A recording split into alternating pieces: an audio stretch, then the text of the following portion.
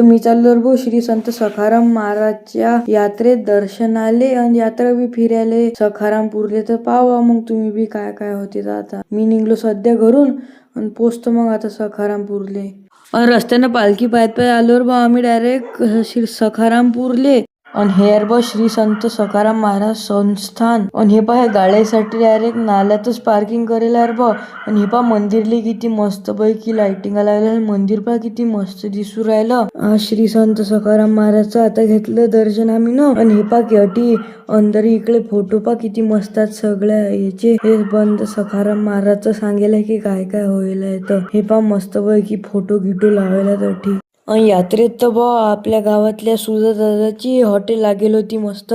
आणि हे पहाटे वहिनी बी येईल होत्या.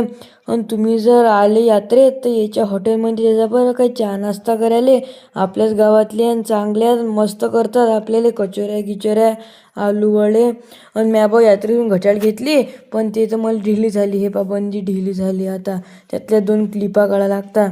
आणि हा व्ह्यू पा किती मस्त दिसते मंदिराचा. लाइटिंग आईच्या न पा किती मस्त दिसते. मंदिरात गोपाळा महाराजचं कीर्तन चालू होतं.